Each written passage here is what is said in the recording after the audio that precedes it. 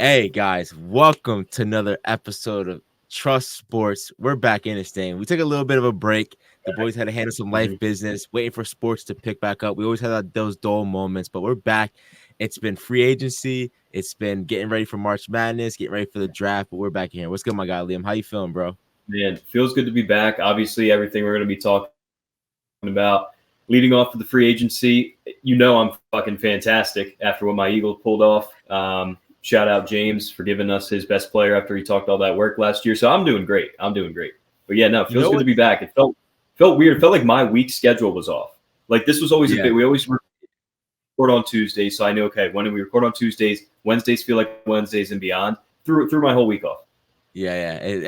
Hey, we're back, bro. Shout out to everyone that supported the podcast, wondering where are we at. We're here. Don't worry. We didn't go anywhere. We got some things shaking behind the scenes as well. But it's so interesting as how, quote unquote, two America's teams stay in the news and are in the news right now with the pod, with the free agency coming up, some big moves made in. And I could say right now, I texted Liam right away. I said, yo, if you guys don't win the bowl this year, it's a choke. I don't care what the season ends up, who gets hurt, whatever it may be. You guys are all in. And it's the best feeling when as a fan, everyone wants to play for your team. Everyone knows that we're chasing a bowl this year. That's what we're going for. So I guess the big thing is Eagles are all in. Let's just stick right there. They're all in for this. Chips all in. Yeah, and look, I mean, there's a lot of things that you and I text each other about, right? And sometimes it is like picking at it. And so when you text me, they better win the bowl this year or it's a choke, I think I text you completely agree. Like I didn't fight you one bit. I was like, you're completely all in. We'll talk about the moves more in depth, I know, but fuck, man. I mean, look, it's something the Eagles never do. I mean, they never really spend big money or big draft picks on a running back. I mean, the last one that they did was Shady McCoy. And since then, they've kind of, picked up these backs like Miles Sanders, drafted him, used him. He got paid elsewhere. We're like, all right, see you later. He's nothing now. DeAndre Swift picked him up, 1-year deal, had a great year. Bears signed him for $8 million. So we're like, all right, whatever.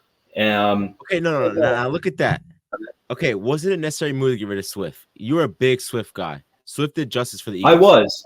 I was. No, but what I'm saying is, like, even when they brought Swift on, like, that's what the Eagles normally do, right? They traded like a 4th or 5th to get him last year. He had 1-year deal, or he had 1 year left on his deal. And I think the Eagles offered him. I think I heard they tried to sign him before free agency opened up, right? So when teams have the ability to talk to their own guys, I just don't think they were going to offer him $8 million a year that the Bears gave him. So that's why I was even more surprised when they decided to go after Saquon, because it told me right away. And again, we'll talk about this move more in depth, but it told me away that, we have the core right now. It's a Super Bowl window of the next 3 to 4 years, like legitimate Super Bowl window. So like, why not fucking throw everything we have at it? I don't think you have 3 years. I think you got now, maybe next year. You have buy-in. Now, I'm going to sit here and I'm going to be on the Giants side with this. I would have rather kept Swift than Saquon, strictly off the fact this is a guy who's in there for you. Swift's already been there. He's in the trenches with you guys. He's a fucking good running back. You proved me wrong of comparison with Pollard, right? Like he outshined Pollard. We'll see we'll talk about the Cowboys later on, but like I cannot believe they landed him. I mean, again, it's a guy that wants to go back home. Penn State guy from PA, I believe, as well. He's going back home to home team, right? He wants to play for a team that has a chance to win a bowl game. Let's be honest, the Giants are probably 5, 6, 7 years away from winning a bowl, right? Like you see the bullshit they're doing. They did him a favor by getting rid of him. But how much tread is left on those tires to where you're like Swift or Saquon? Like what do you like? I feel like Swift would have given you more than Saquon. Well, so here's the thing, and we'll talk about it now. First of all, with the Giants, this is going to sound weird, and especially because, look, I'm the Eagles fan, so I came the big winner. But this signing, I think, was a win-win because of exactly what you just said. The Giants fans, look, this sucks, man. Like, he was their guy. He did everything for that team. He loved New York. He definitely did. He loved the fans. True. But it just wouldn't make sense to sign him. Like, it wouldn't. Where you're at right now, giving $12 to $15 million a year to your running back, it just doesn't make sense. So as much as it sucks, that's where the old saying goes, this is a business. That was a business decision. So I don't think it's the worst thing for the Giants that they lost them. Now, what I look at with the Eagles and Saquon Barkley, Malik, I truthfully think if you look back a year and a half ago, when the Niners traded for Christian McCaffrey, right? If you look at Christian McCaffrey's career up to that point, he was on a decent to very bad Panthers team. He was always injured. He was playing behind a bad offensive line. And the one thing we said was, fuck, Christian McCaffrey on the Niners, if he stays healthy, which is an if, they're going to be unbelievable. Fast forward now, Niners made back-to-back NFC Championship games. They just made a Super Bowl. Probably should have won it. And I would have given Christian McCaffrey the MVP vote for this year. Now, I'm not calling Saquon Barkley Christian McCaffrey, but I think that he can have a similar effect of what McCaffrey had to the Niners for what Barkley can have with the Eagles. You're getting a guy who, when he stays healthy and plays a full season, he's a top 3 back. Maybe top 5, right? But I would put him at top 3. You have the ability, the elite ability, if he stays healthy, behind this Eagles top 3, top 5 offensive line with the 2 weapons that they have outside with AJ and Devontae Smith, a top 5 tight end. Like, the weapons are there, and Jalen Hurts, the running ability, right? Like, Saquon was putting up 2,000 scrimmage yards behind the Giants offensive line, and the Giants system that is not comparable to what the Eagles have right now. So I really think that it can be a similar situation where McCaffrey took a really good 49ers offense, took the cap off. I think Howie Roseman looked at the Niners, the one team that he still is probably afraid of, that's sitting right there in front of him, and said, you know what? They can do it. We can do it. And I firmly believe if that trade with the Niners never happened for McCaffrey, Saquon would not be an Eagle. I think he saw the impact that the 49ers had with McCaffrey, and he said, you know what? We can have the same exact thing. And to your Swift point, before I pass it over, the last 3-4 years, you talk about the tread on the tires, the injuries, last 3-4 years, DeAndre Swift and Saquon Barkley played the same amount of games. So you want to talk about injuries and missing games, you can make the argument. I think, again, the system, I will trust that Saquon will be healthy because we're not going to be giving him the ball 35 times a game, right? You talk about these running backs that are just getting pounded into the ground. You're not going to need him to do that. So I call it blind optimism, but I think in this system, again, just like we saw with McCaffrey, he was banged up every year with the Panthers. He goes to the Niners, he's fine. I think the same thing could happen. Yeah, I mean, you have that was my point. You have both guys who are going from a team in which they are the team to where they could be a part of it, right? They're not the guy, they're not the ever down back. And it as a Cowboys fan and an Eagles, I mean, and a Giants fan, you just have to be like, fuck, man, fuck. Like, what? Of course, the Eagles. Yeah, of course. Like, what did he sign? Like, what does the Howie sign a deal to the devil to fucking be able to make these moves? It just fucking is perfect moves to do for the guy, the right time, the right players. He knows he doesn't need. Again, it's a perfect position in which, again, he's not gonna be a McCarthy. Like, he's not gonna be that, right? You don't need that. And that's the reason. You don't need him to be McCarthy. You just need him to be that extra fucking oomph to your offense, that little bit of tick you were missing, but you weren't missing it. That's the thing. You weren't missing that. So why not go out and get a guy that can possibly even do even better to where he takes a strain off of Jalen Hurts, stop running the ball. Let's just fucking hand that ball off instead of having to have to give it to him and take the strain off of. Now we're more dynamic. Hopefully he can go for 2,000 from line of scrimmage and we can open this playbook up and you do not have pass because you're afraid to hand that ball off to someone who we said Swift could definitely do that all year fucking long, and he didn't want to hand it off to Swift. So now there's no excuse. Hand the fucking ball to Saquon. There's no excuse. There's not. And you know what, Malik, even more reason, because I know you've hated Kellen Moore when he was in Dallas. I'm sure you hate him now because he's in Philly. Even more reason to hate him for you. Apparently, he was the one that was behind the Saquon signing. He came in and said, look, you want to get the most out of my offense? Go get him. And they did. I mean, the thing that's going to suck is that it's not him he's in a position in which he's going to be he's offensive coordinator, right? Yeah. Yep. But he's not. Like, at the end of the day, your head coach would not allow what happened last year to happen again, in which there's free range for Kellen Moore to get just go above and beyond. Opposite. So what they've talked about, in order for Sirianni to keep his job, because he was going to go. Same thing happened. Remember when Doug Peterson got fired? They had the same conversation. They had Nick Sirianni in. They said, look, you're giving the reins to who we bring in as OC and DC. We're going to go 2 new ones. If you're not cool with that, then you're out. Doug Peterson was not cool with that. He wanted to keep his guys. He wanted to call his system. Nick Sirianni tucked his tail between his legs, sir. And as reported right now, it's full reins to both Vic Fangio, the DC, and Kellen Moore, the OC. Nick Sirianni's purely in there as the CEO head coach to oversee everything. But apparently his offense is not going to have an imprint because it was that bad. Get ready for Jalen Hurts to lead the league in interceptions. Just get ready. That's all I'm gonna say. I mean, he wasn't far off last year. Like Kellen Moore was just like he'll show an amazing, like a genius play calling, and then again could have figured it out by now. But with the Cowboys, amazing play calling to then look fucking below average like every other play calling with those fucking bubble screens that everyone ran, and it just made no fucking sense of like the play calling. But again, that could have been he didn't have free range. He could have been held down by fat ass McCarthy and not had the free range to do what he wants. But let's see again. Yeah. No matter what, it's respect to Howie. Howie doesn't make dumb moves, so I'm sure he knows something more than what the Cowboys do. Because no matter what, you report to Jerry Jones, you report to Mike McCarthy, and then that we have this disaster of a pot stewing here. Exactly. But one thing we missed out. You're talking about the Eagles. We got to talk about your guy retiring. We didn't get to talk about it. How are you feeling?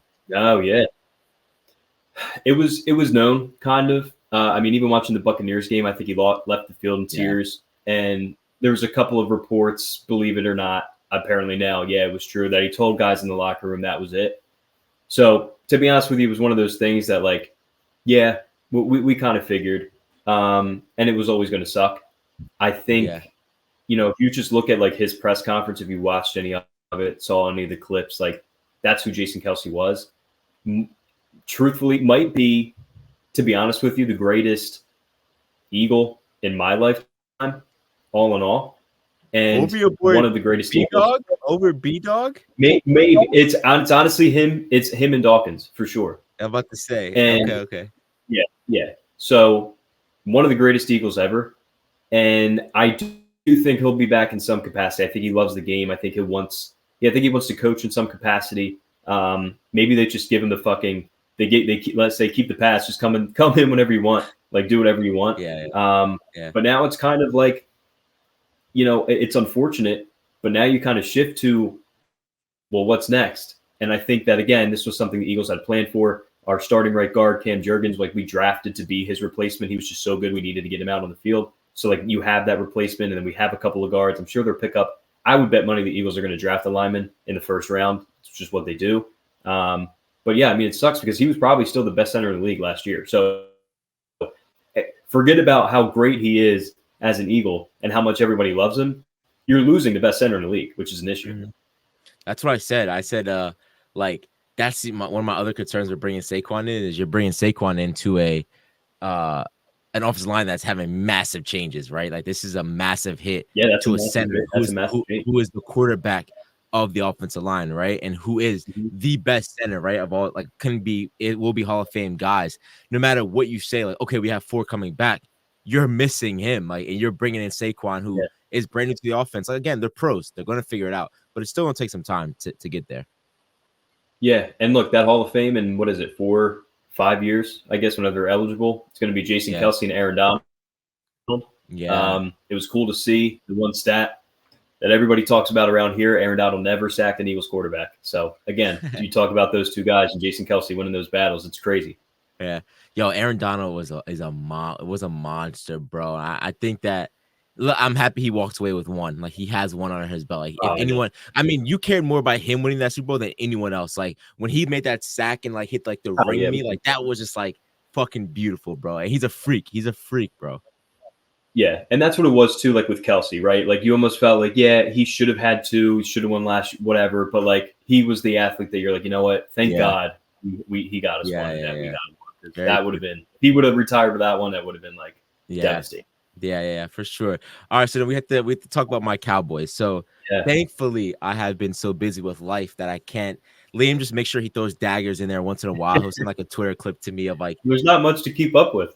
Nothing. There's nothing going on. I guess Jerry Jones thinks he's Belichick when it comes to like drafting guys. Like, he knows how to draft. That's his thinking right there, right? That he knows how to draft certain guys. I guess that's what they're going with. I don't care. I mean, we're at the point now where we got rid of Pollard. We signed like that running back who was I forget his name. He showed me some promise, so I would like to see what he does. He has no choice, but I'm excited to see that at least. It looks like we're bringing Dak back. It just looks like we're just at a point in which it's a standstill of let's see what the fuck happens for another year going down the line. Because last year was all in.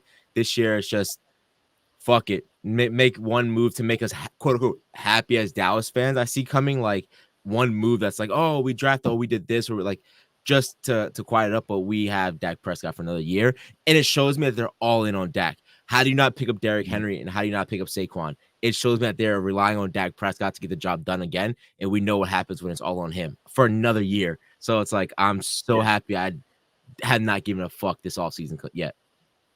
Well, so I have a couple questions for you, right? Because I think you look around the league and the NFC, right? And you talk about a Cowboys team, and this is, not me poking fun at you. It just happens to come out that way. The lack of success that the Cowboys have had. And you come off of a year where, again, Dak probably had the best year of his career last year. And you kind of had a path, a couple of home games. They were excellent at home last year and even the year before that, right? So you had the path. You have Jordan Love and the Packers come into Jerry's world and just completely embarrass you from the opening kick. They got better with free agency. They went out and got that safety, Xavier McKinney, and I think they added a couple other pieces on the D-line as well. You look at the 49ers, probably not going to go anywhere. They haven't made any major moves, so that's yet to be seen. But look at the Lions, beefed up their own line, beefed up their D-line. Obviously, the Eagles and the moves that they made. So, I mean, you look at the Cowboys right now, couldn't get out of the first round last year. Like, where do they go from here? Like, what are your expectations going into next year as we stand right now? Because like you said, look, Stephon Diggs is still unhappy in Buffalo. That could happen. Trades could still happen. Obviously, the draft is yet to be seen. But, like, as we stand right now, you kind of look around these collective NFC teams getting better. Where do you think the Cowboys even stand? The same position. There's nothing. Like, why not be like the Eagles and go all in? Like, not for nothing. Like, yeah, you're a quarterback away. Like again, I think you are a quarterback away from being in an NFC championship game. Like, I think that we have the talent to do so with a different quarterback. And fine, he's mediocre. He's average. Bring in fucking Derrick Henry. Next year, you have Diggs coming back off of injury. Go get those fucking guys. Like, go all in on the spaces in which we fucking sucked at. Fuck Dak Prescott's contract. Cut the shit out of it. To be what it is. Cut it. Cut everything. Like, I know we're opening up cap space, and I'm seeing like all the responses of cap space opening up from his contract. Fucking cut it. Tell Dak you're not gonna get this because you're not gonna get a ring. If he wants to be that selfish player, it's fuck the team. Like, he knows that his legacy relies on him winning, at least making it to the second round or making it to the NFC. No one's even saying Dak, you gotta win a Super Bowl. Just make it to the fucking NFC Championship. That's all everyone's saying. Just make it there, right? And that's where I come from. It's like, why don't we all in? Like, how does Derrick Henry say Dallas never called me? Like, how does that happen where we still are an organization where people do want to come and play for us? Like, Jerry, you never you never called Derrick Henry. You don't call like the guy who fucking can get the job done, who it doesn't have to be all on Dak's back, who it doesn't have to be like we're an every down passing quarterback. Like, every down we're throwing the ball. And if we do not convert, if we do not pick up a 2nd and 5, we punt immediately. Like, it's that guy that makes that change for us. So it's just like frustration of like, why not go all in? Why not buy in? Why not buy in? Because you're seeing Washington fucking buy in. You're seeing the fucking Eagles buy in. And you can see like this, it's now or never. Again, we said it last year. I said the Giants would be last place this year coming up as well. I see Washington beating them out. And I see Dallas, again, somehow squeaking into the playoffs, and I don't want to see it, and then losing first round again. Because no matter what, we got some young guys and everywhere else in the NFC that are coming up. Love, Green Bay. You have fucking, let's just say the Lions. The Lions. You have people coming for that ass. It's now or never. Yeah, no, it is. And I think, look, this is, you just talked about Howie Roseman and making the smart moves. And one thing I always respected with Howie Roseman was how he's able to maneuver these contracts and how he's early. He's willing to be on the line and be early on some of these bigger deals. Like, he did it with Carson Wentz, right? He gave him the early contract so he can maneuver the rest of the roster, ended up helping him win a Super Bowl. Did it with Jalen Hurts. He knew that guys like Joe Burrow, I think Justin Herbert was due, and maybe Lamar. Howie Roseman said, I need to be the first one. I don't want to screw Jalen Hurts, but I need to be the first one before Joe Burrow gets 300 plus, before Justin Herbert gets 300 plus, and Jalen Hurts comes in and say, yo, I need that money at the least, right? He needs to be early enough to beat out other contracts, but also early enough that you can maneuver the rest of the team around him. Got him to the Super Bowl. Yeah. This is where you know what Dak Prescott's cap hit is this year is like close to $60 million. So you knew you needed to get an extension done so that wasn't the case, because I don't care who you are, what team you are. If your quarterback's making $60 million, his name isn't Patrick Mahomes, you're not winning anything. You're just not.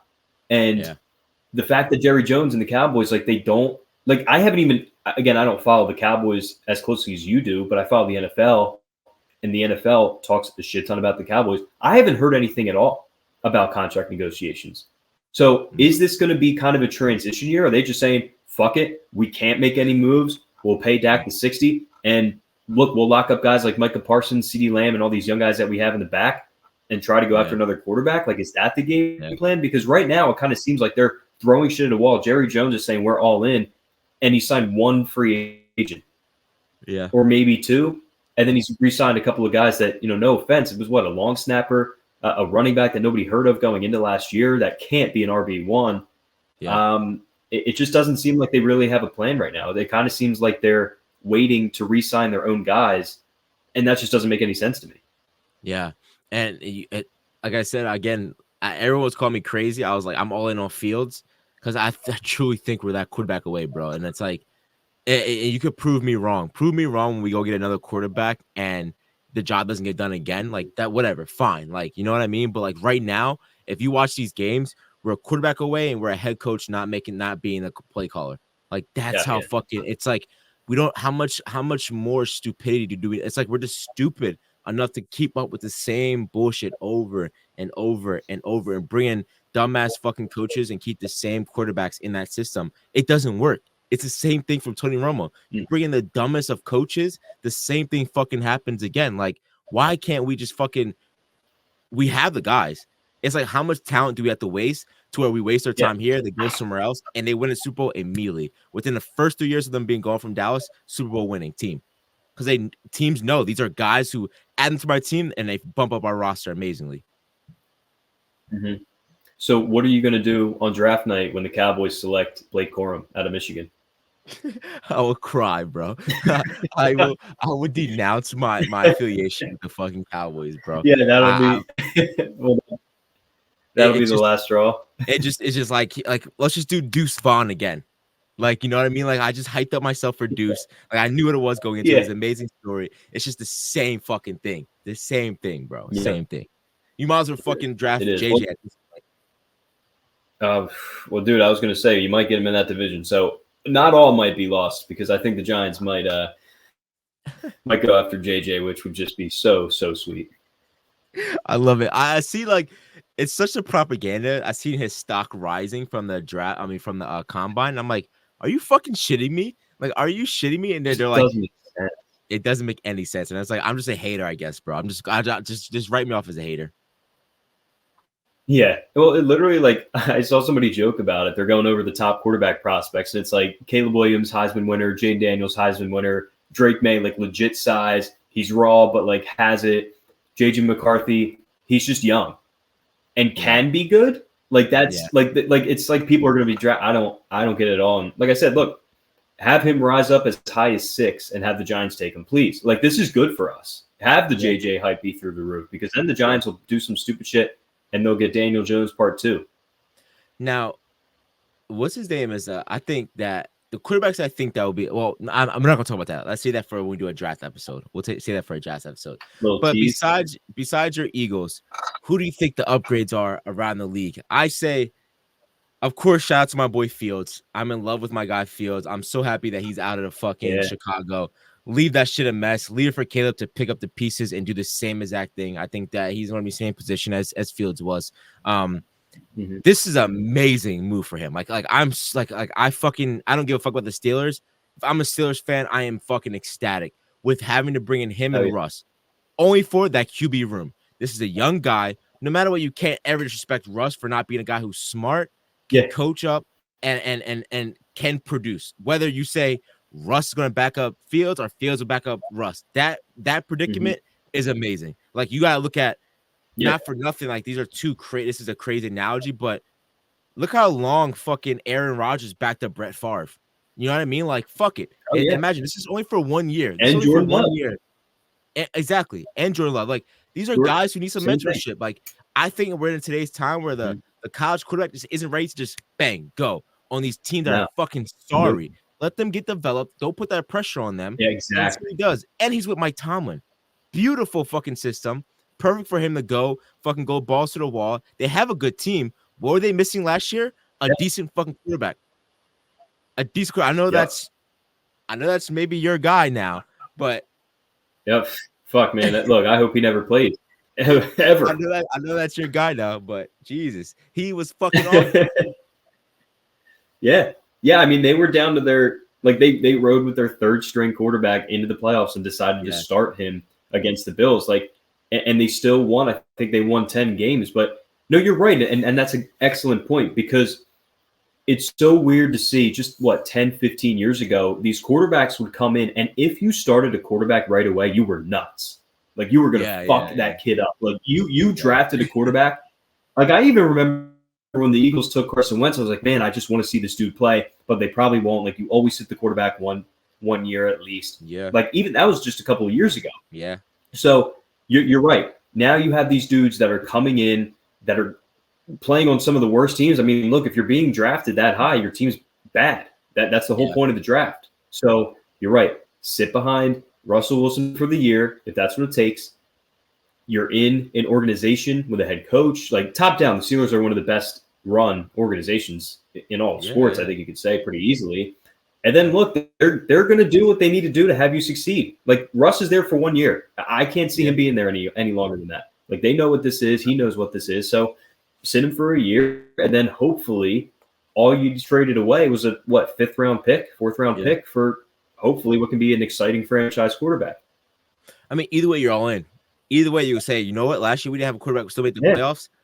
It could go Russ. It can go Fields. Like, you know what I mean? Like, you're in that position where Fields fucks up, though Russ. Russ fucks up, though Fields. Like, you're in a perfect position for this year. Exactly. For this year going forward. Yeah, man. Shout out to them.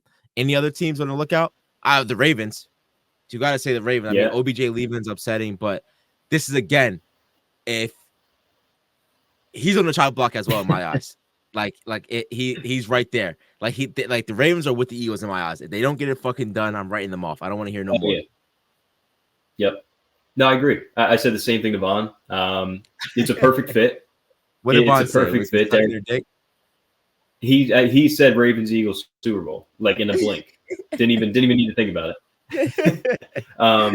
He was like, let's run it back, because that's what we were talking about all last year, and neither of us got there, obviously. But I think for me, like, other than those two moves, the one that's kind of, I don't know, under the radar for a contract-wise massive quarterback signing was Kirk Cousins going to Atlanta. Atlanta's got some weapons, man. Like, that running back from Texas, Bijan, is nasty. Kyle Pitts, I still think, can be a little something. They got a couple decent receivers. Like, look, I'm not picking them to win a Super Bowl anytime soon, but in that division, instantly they become the favorites to win that division and have a home playoff game. So I think just for that reason alone, it's very similar to me of Kirk going to the Vikings. I think the Falcons' defense is a little underrated. I think they're just very young. Mm-hmm. Again, I'm not picking them to win a Super Bowl with Kirk Cousins, but I think it's an interesting move because they laid out the red carpet for him 4 years for 150 guaranteed, and it's under the radar. Like, we're not even talking about it. I think they're instantly now a top 4 team in the NFC, top 5 team in the NFC in a conference that's kind of wide open. Yeah. I mean, I do understand why being a white quarterback gets you contracts. There's no reason why Kirk Cousins is able to stay in the league this long after coming off a crazy injury. Is like his shit, like is fucking like the amount of money he's been able to make in the NFL as a quote unquote second string, third string quarterback, but earns starting contract, like stays in the fucking league and gets his guarantees, is out of this world. Like, he has to have his own documentary of, like, if you want to follow the play, here's the play of getting guaranteed contracts as a backup guy and stays on the team. This guy has played for almost the entire NFL. Like, this is bananas to see that he's another quarterback. He ain't gonna win you a fucking Super Bowl, but he's gonna fucking get you there, possibly into the playoffs, and put some other guys around him. He can do that at least. He can get you to the playoffs. Exactly. It amazes me. He's a fucking average quarterback. Yeah, I mean, he's literally the white Dak. He's won one playoff game in his career. And look at his bank account. It's fucking wild. You wouldn't know. You wouldn't know. No, not by those numbers. Is it me or am I just so used to hearing like NBA numbers? Does it seem like the NFL doesn't get paid shit? Like I'm hearing like 5 mil, 7 mil, and I'm just like, unless it's like a Dak Prescott conference, like a type of fucking like 60 mil. Yo, NFL players make nothing, bro. I'm hearing the trades. I'm like, people are getting traded for 4th round draft picks for fucking 7 mil. These NBA players, they got the money, bro. NBA players are making, and baseball players are making that money, bro, compared to the NFL. It's just like I was hearing these numbers. I'm like, why does this sound so low? It's because I'm comparing it to the MLB and the fucking NBA. It's just I can't believe that they're making $7 million in 3 years. I can't believe it. No, I was going to say, like, so the MLB doesn't have a cap, right? So baseball players can get paid like literally whatever the fuck they want. And the NBA, you're talking about a roster size that's 10, 11 guys. So you have that money to spread around. You know what I mean? Like you don't have to pay 53 dudes. You're paying 10. And I mean, the NBA's always been ridiculous. You're seeing backup players get paid what an upper echelon quarterback gets paid in the NFL. It's crazy. Yeah. Yo, they make nothing, bro, and getting destroyed everywhere. That shit it bothers me so. Yeah. It bothers me, bro. It's crazy. Anywhere else, or do you want to move with the college ball? No, let's move to college ball. I feel like, man, this is the best time of year. So like having to even go back to last week, like Saquon signing with the Eagles seems like it happened a year ago for me because this time and this week it's the best. So you were watching all of the we'll talk about that with March Madness, but I wanted to get into this March Madness. Of course, the viewership's going to be in the men's, right? No matter what.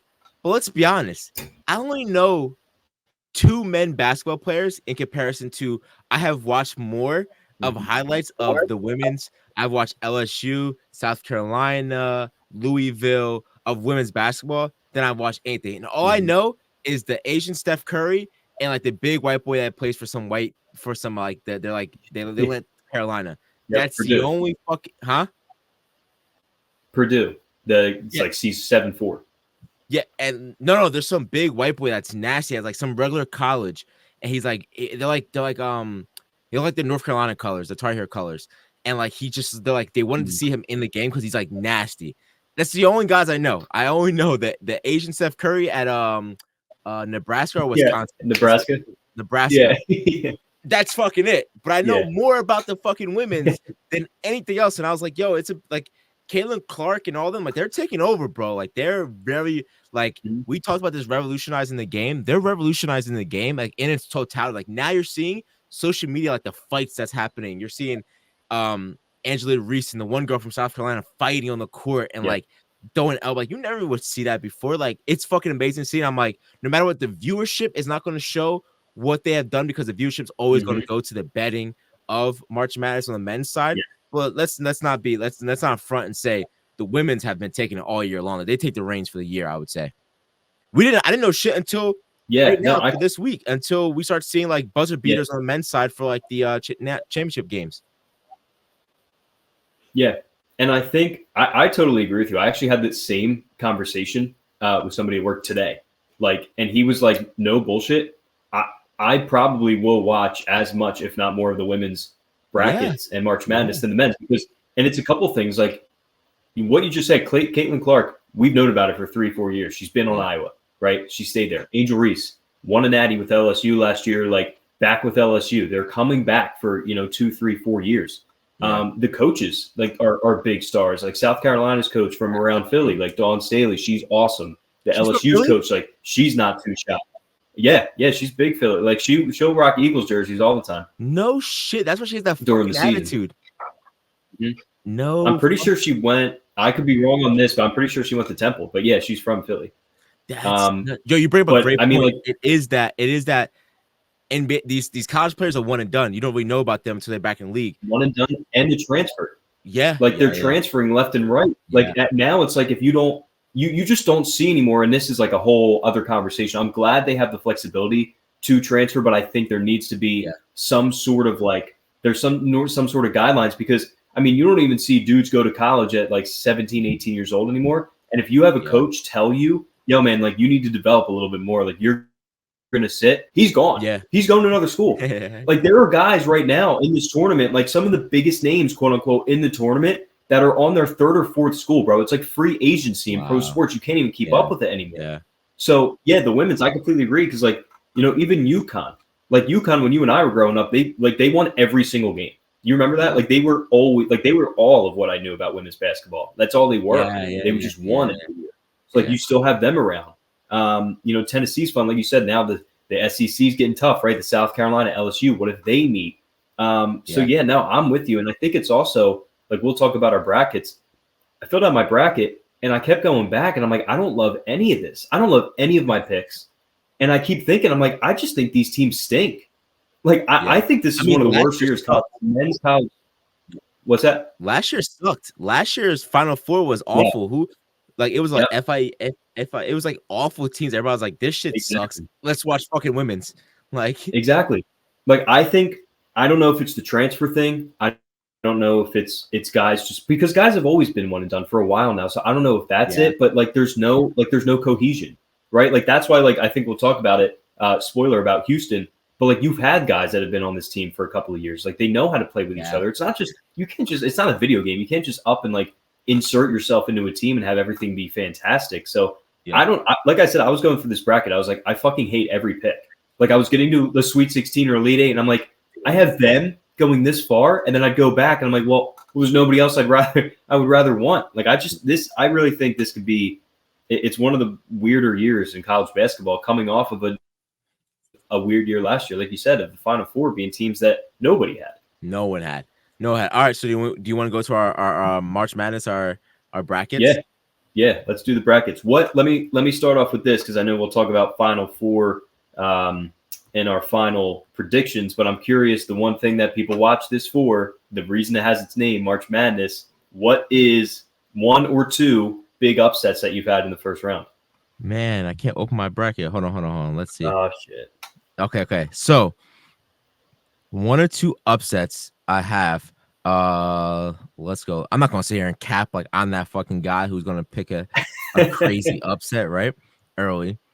I think everyone's going with the number 9-8. I'm picking number 9 on that one. I'm taking Michigan State over Mississippi State.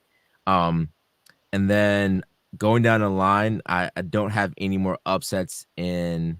I have Dayton over Nevada again at 7-10. Nothing crazy. So. I don't have any more. Oh, you know what? Okay, this is my analogy I'm going with. I'm trying something new. I like it. I already have a football mindset. So you know what I said to myself? I said, yo, I know that this college has been on the forefront of, like, we deserve to be in a different division. Get us out of here football-wise. So I took James Madison over Wisconsin. I think that school culture is going to run it and say, you know what? We deserve to be here. Let's prove ourselves. So I'm going with the all-in of, like, the atmosphere at James Madison is crazy. Coming off of last year being like, we just demolished teams. We demolished the entire year of football. We want to be in a better division. So I took that upset, and that was my only mindset. Like, you know what? I'm gonna change my mindset to a football mindset. Like, let me just think as a football player in this one thing. I like it. No, I like it. I think that's one that a couple of people I know have had. Really? And they're very similar to the football team. Like, if you look at their record, man, like they rolled. Like, they rolled all year long, this basketball team. So you're right. Put a little respect on it. I think Oregon. For me, Oregon, I had Oregon too in the first round. I also had Kansas losing to Samford. Samford? Who the fuck is that? So Samford, they obviously won their tournament, their conference tournament to get in. I bet on them 3 times, and they won every time for me. They can shoot the lights out. And I know that Kansas right now is banged up. So I said, you know what? Fuck it. I'm going to ride with the team that won me some money all last week. So a little bit of bias. They may get rolled by 30, but, you know, I gotta ride with my boys that I was riding with all last week at a school I've never heard of. You see what bets do for you, bro? Fucking exactly. They clogged the brain. Because that's another reason why Baylor's a 3 seed. I have them losing in the second round because they lost like 3 bets for me all year, and I fucking hate them. I'm sorry. I got to break this fast. All right. Okay, next round. I have pretty much UConn making it all the way. Auburn making it all the way. Yep. I like Auburn. Alabama. So Gonzaga again, I think, like, we even talked about this before. They were always like that 1 or 2 seed that could never really get over the hump. They were always like in the weaker conference, rolled through it. But This year they're the 5 seed, and they've had an up and down year. And I think that this could be one of those things like, hey, the pressure's off. Let's just go play. Also, Gonzaga, I believe, has made a Sweet 16 every year since 2008, since they've been in the tournament. So I'm kind of just riding with that. Yeah, so that's I think the biggest thing in the second round that I had. I had BYU getting pretty far, but in terms of like higher seeds, and I have New Mexico, the number 11 seed, beating Baylor. And part of that is I believe it. Part of it is fuck Baylor for fucking up a couple bets that I had over the past year. I have Baylor beating Colgate, and then I have Baylor versus Clemson, and Baylor pulling that out. Okay. Yeah. Okay. I wouldn't be surprised. Now, what does your Final Four look like? All right, so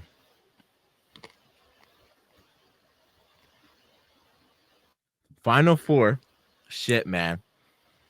UConn versus North Carolina, and then Houston versus Purdue. So it's like, no matter how far you go, your number it just ones all the way through, and that's not going to happen. So I know. I was going to say, it never happens that way. But I'm going to go Auburn.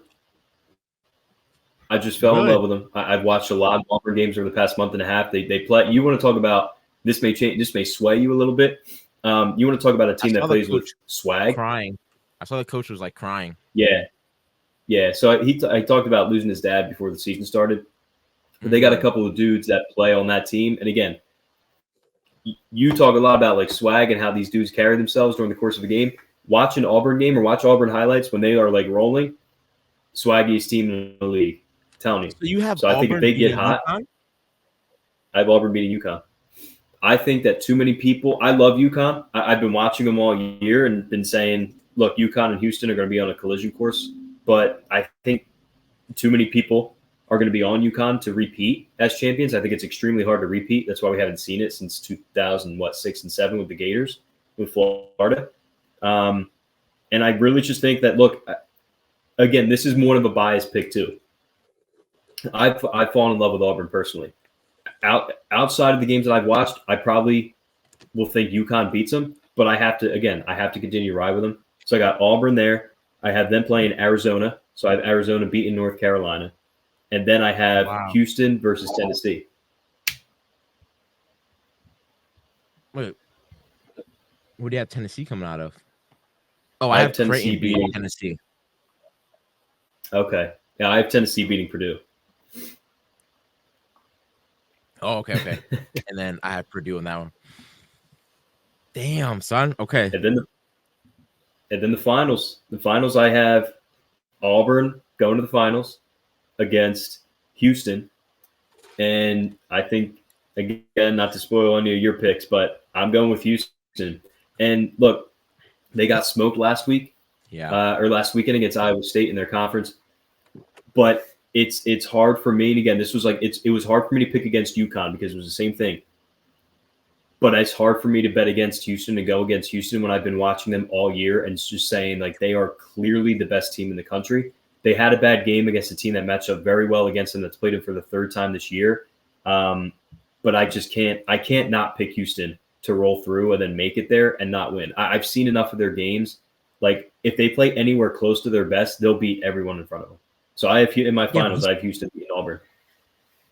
Of course, where I can't bet now, but like last year, I picked them as the future going into it, and they fucking like shit the bed just what Bama did. So like I had that fear of Bama doing exactly what Houston doing the same thing they did last year of just shitting the bed early on. But again, I have Houston as well. I had Houston last year winning it, and they didn't get the fucking job done. So anytime I make a pick, just know it's not going that way. So just know we won't see Houston win the championship game.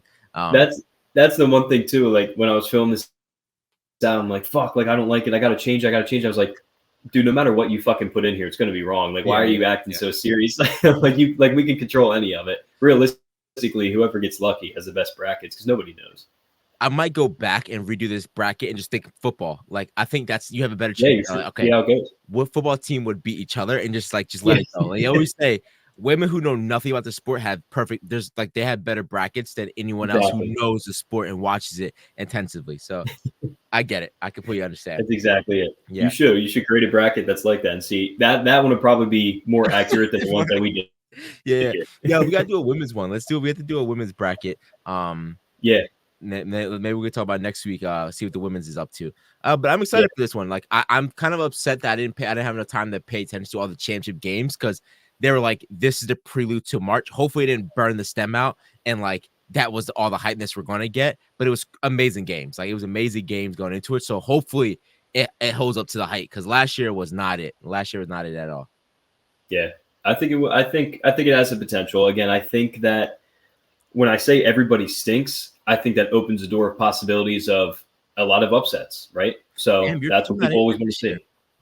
What's that? Nova's not in it this year, huh? Nope, they choked again. They need to fire their coach. It's a whole other conversation I'll get pissed about. It's horrible. Fuck, I just thought about that. Fucking Nova's not in here. That's crazy. They missed the past 2 years with this new coach with the same roster and guys that Jay Wright brought in, and they choked it away. They really weren't even close to making it. Wow. You could say they were kind of close, but I don't think they were that close. Fuck, man. That's crazy.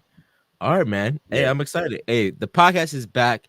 And Those We Trust the network is back. We'll have some new episodes coming out soon, interviews. Any last words, brother?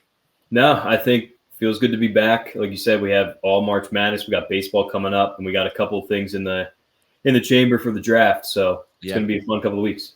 Shout out to Shohei Ohtani for going to New Balance. Whoever's at Nike and fucked that deal up. Oh my God. That's huge. I saw New Balance. I was like, New Balance already is running the year, but to get him to sign as well, like Nike, what the fuck are you doing? Like your budget should have been wide open. Wide open. Oh yeah. Wide open. Blank check. Yes. Blank check. You fucked it off. We'll talk about that soon. But hey guys, continue to support the podcast. Make sure you go and subscribe to us on YouTube. The video format is there as well. Listen to us on Amazon Music, SoundCloud, Apple Podcasts, Spotify, and follow us on the Instagram at WeTrust_podcast, and follow Liam on the Instagram at LiamStokes11. Trust up, guys. Thanks, Liam.